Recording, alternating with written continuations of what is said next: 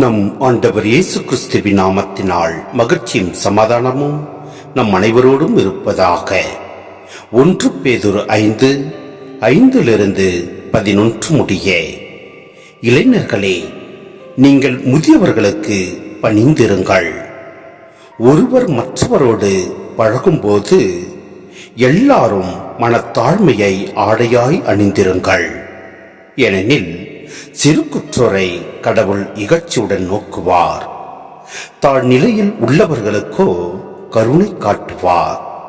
ஆகையால் கடவுளுடைய வல்லமை மிக்க கரத்தின் கீழ் உங்களை தாழ்த்துங்கள். அப்பொழுது அவர் ஏற்ற காலத்தில் உங்களை உயர்த்துவார். உங்கள் கவலைகளை எல்லாம் அவரிடம் விட்டுவிடுங்கள், ஏனென்றால் அவர் உங்கள் மேல் கவலை கொண்டுள்ளார். அறிவு தெளிவோடு விழிப்பாயிருங்கள். உங்கள் எதிரியாகிய அழகை யாரை விழுங்கலாம் என கர்ஜிக்கும் சிங்கம் போல தேடித் திரிகிறது.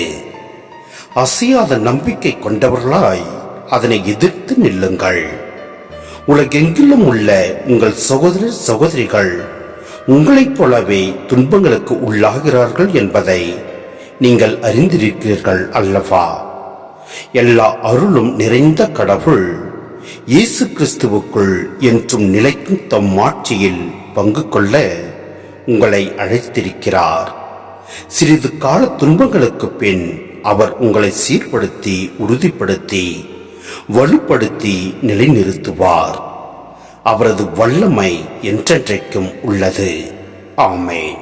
சிந்தனை: நாம் ஒவ்வொருவரும் நம் ஆண்டவரில் பணிந்திருப்போம். மகிழ்ச்சியுடன், தன்னலமின்றி கடவுள் மீது முழு நம்பிக்கையுடன் உண்மையான பணியாற்றுவோம். இத்தகைய பணி வாழ்வில் இடர்களும் ஆபத்துகளும் சோதனைகளும் நிறையவே இருக்கும் என்ற யதார்த்தத்தையும் பேதுரு இங்கு எச்சரிக்கின்றார். எனவே நம் ஆண்டவர் மீது நம் கவலைகளை அனைத்தும் விட்டுவிடுவோம். ஏனென்றால் அவர் நம் மீது கவலை கொண்டுள்ளார். நம் ஆண்டவரோடு ஒன்றித்து வாழ்வோம், விழிப்பாயிருப்போம். எதிரியாகிய அழகையை நாம் எதிர்த்து போராடுவோம். அசையாத நம்பிக்கை கொண்டவர்களாய் அதனை எதிர்த்து நிற்போம்.